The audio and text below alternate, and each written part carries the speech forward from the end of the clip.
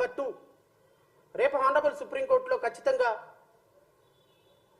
Supreme court కేంద్ర ప్రభుత్వం ఏమైనా చెప్పని, ఇది ప్రపంచవ్యాప్తంగా భక్తుల మనోభావాలకు సంబంధించిన అంశం కాబట్టి సుప్రీంకోర్టు నాకు తెలిసి కేంద్ర ప్రభుత్వం ఏం చెప్పినా ఖచ్చితంగా CBI enquiry monitored by the honourable justice of supreme court ఉంటుంది అని నేను భావిస్తున్నాను.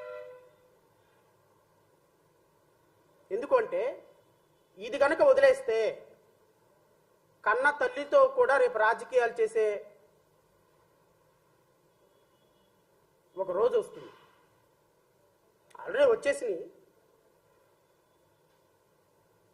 కానీ దేవుణ్ణైనా రాజకీయాలకు దూరంగా పెట్టండి అనే ఒక సుప్రీంకోర్టు జడ్జెస్ యొక్క మాట చాలా సీరియస్. ఒక కాన్స్టిట్యూషనల్ హోదాలో ఉండి చంద్రబాబు నాయుడు ఈ విధంగా ఒక ముఖ్యమంత్రి హోదాలో ప్రకటన చేయడం తప్పు అని ఒక ముఖ్యమంత్రిని కామెంట్ చేయడం ఇంకా సీరియస్ కామెంట్. ఖచ్చితంగా సుప్రీంకోర్టు దీన్ని చాలా సీరియస్గా తీసుకుంటుంది. ఖచ్చితంగా కోర్టు మానిటర్డ్ సిబిఐ ఇన్వెస్టిగేషన్ ఉంటుంది అని నేనైతే భావిస్తున్నా. కల్తీ లడ్డు వ్యవహారంలో ఎవరైతే తప్పుడు వార్తలు, తప్పుడు డిబేట్లు, తప్పుడు ప్రకటనలు చేశారో వాళ్ళందరి మీద కేసులు కట్టమని ఖచ్చితంగా సుప్రీంకోర్టు డైరెక్షన్ ఇస్తుంది. అది ముఖ్యమంత్రి అయినా, ఉప ముఖ్యమంత్రి అయినా, మంత్రి అయినా.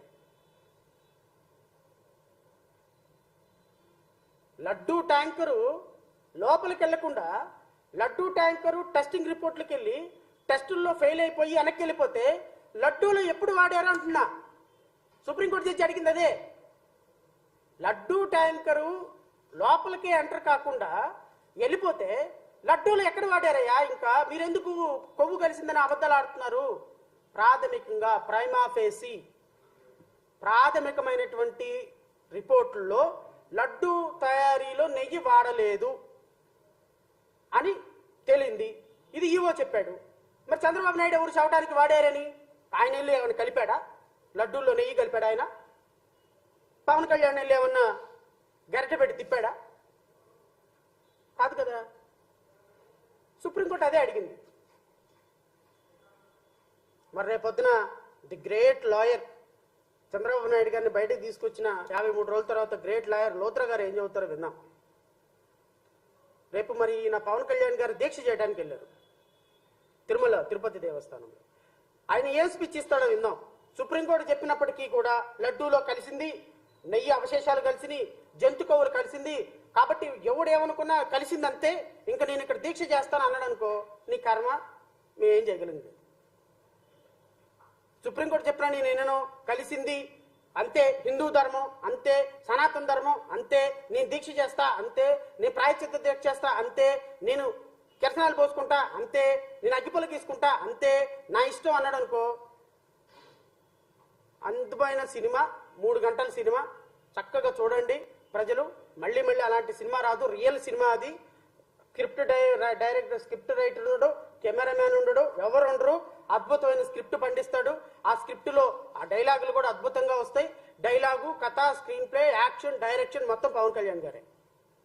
ఒక మంచి సినిమా.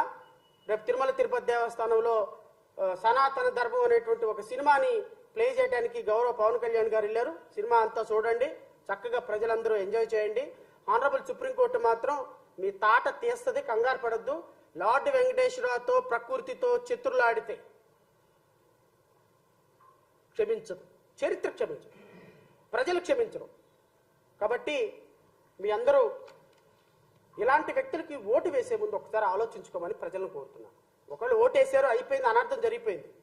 కానీ ఇలాంటి వ్యక్తులు రాజకీయాలకి దేవుళ్ళని మన సెంటిమెంట్లను వాడితే రేపొద్దున మంచి ఏందో చెడేందో తెలుసుకోలేని పరిస్థితుల్లో ఉంటాం మనం. నిజంగా తప్పు జరిగిందా శిక్షించండి. నిజంగా తప్పు జరిగిందా మేము కూడా వస్తాం. ఎవడరా మీరు దేవుడితో చేతులు ఆడతారా ఎదవల్లారా, మేము కూడా వస్తాం, మేము కూడా పోరాటం చేస్తాం. కానీ అంతేగాని మీరు శిక్షించగలిగిన అధికారంలో ఉండి ఇలా ఊరికే ప్రకాశం బ్యారేజీని పడగొడతాను అన్నది ఎంత దేశద్రోహమో తెలుసా? అది లైఫ్ ఉరిశిక్ష పడేటువంటి దేశద్రోహం. ఎఫ్ఐఆర్ కట్టారా? సో ప్రజలందరూ తేల్చుకోవాలి, ప్రజలందరూ ఆలోచించుకోవాలి. ఇలాంటి ఒక అనాలోచితమైనటువంటి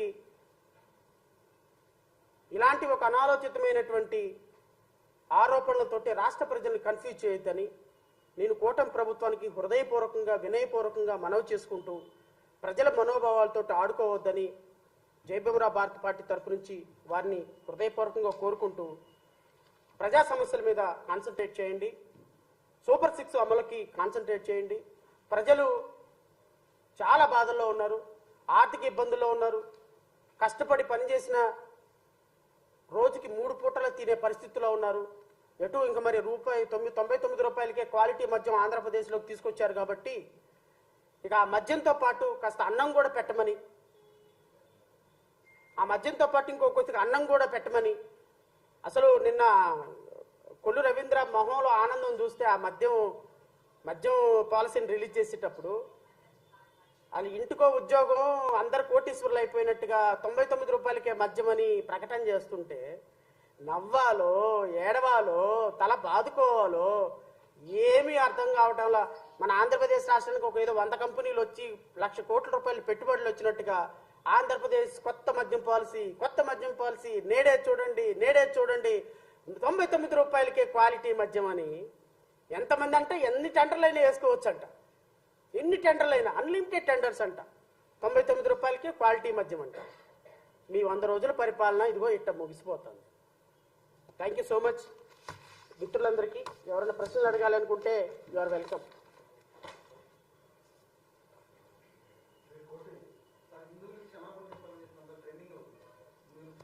చెప్పాలి సార్. ఎందుకంటే సార్ ప్రాయశ్చిత్త దీక్ష చేయటంలో కూడా అర్థం అదే అని నేను అనుకుంటున్నా. పవన్ కళ్యాణ్, నారా లోకేష్, చంద్రబాబు నాయుడు వీళ్ళ ముగ్గురు కూడా కోటాను కోట్ల మంది హిందువుల మనోభావాలని వాళ్లతో ఆడుకున్నారు. ప్రాబ్లం అది. ఇప్పుడు ఒక 10 మందో 20 మందో 30 మందో అనుకోండి సార్, ప్రాబ్లం లేదు. ఇప్పుడు నేను తిరుమల తిరుపతి దేవస్థానంకి ఒక 5 సార్లు వెళ్ళుంటా 5 సంవత్సరాల్లో. నేను 5 సార్లు వెళ్ళిన సందర్భంలో నేను తిరుమల లడ్డు తిన్నా. నా దగ్గరికి ఎవరు క్లయింట్లు వచ్చినా తిరుపతి నుంచి ఖచ్చితంగా లడ్డు తీసుకొస్తారు, లడ్డు ఇస్తారు. నేను కూడా షూ ఇప్పుతాను, చెయ్యి పెడతాను, తీసుకుంటాను, తింటాను. చాలా గొప్పగా ఫీల్ అవుతా, చాలా పవిత్రంగా ఫీల్ అవుతా.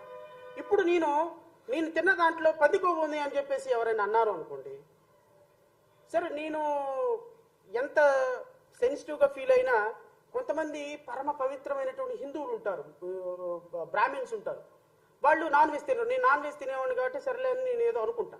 నాన్ వెజ్ తిన్నోళ్ళు పరమ పవిత్రంగా ఉంటారు. వాళ్ళ సెంటిమెంట్ ఏమవుద్ది? చెప్పింది ఎవరు? సాధారణమైన వ్యక్తి కాదు సార్. చెప్పింది ఒక ముఖ్యమంత్రి ఆధారం లేకుండా చెప్పి తూచంటే ఈరోజు కుదురుతుందా? అది తేలాలి. ముఖ్యమంత్రి అయినా క్షమాపణ చెప్పాలి. నేను తప్పుడు మాట మాట్లాడాను రాజకీయం కోసమని ముఖ్యమంత్రి క్షమాపణ చెప్పాలి.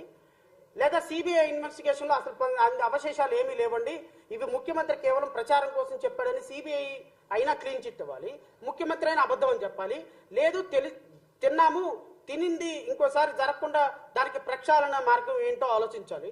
ఇది జరిగేంత వరకు ఒకవేళ నేను అనుకుంటున్న ప్రాథమికంగా నాకున్న ఈ రిపోర్ట్లను బట్టి కలవకపోయినా ముఖ్యమంత్రి అబద్ధం చెప్పాడు. ఇప్పుడు కొన్ని కోట్ల మంది సెంటిమెంట్ దెబ్బతిన్నందుకు ముఖ్యమంత్రి క్షమాపణ చెప్పాలి. దీన్ని పొలిటిసైజ్ చేసినందుకు పవన్ కళ్యాణ్ క్షమాపణ చెప్పాలి. తిరుమల తిరుపతి దేవస్థానంలో స్పష్టమైన ప్రకటన చేసిన నారా లోకేష్ క్షమాపణ చెప్పాలి. వీళ్ళ ముగ్గురు హిందువులకి క్షమాపణ చెప్పి తీరాలి. చెప్పకపోతే లాటి వెంకటేశ్వర వాళ్ళని క్షమించడం. That is my view point. Thank you. 4 సార్లు ముఖ్యమంత్రి అయినటువంటి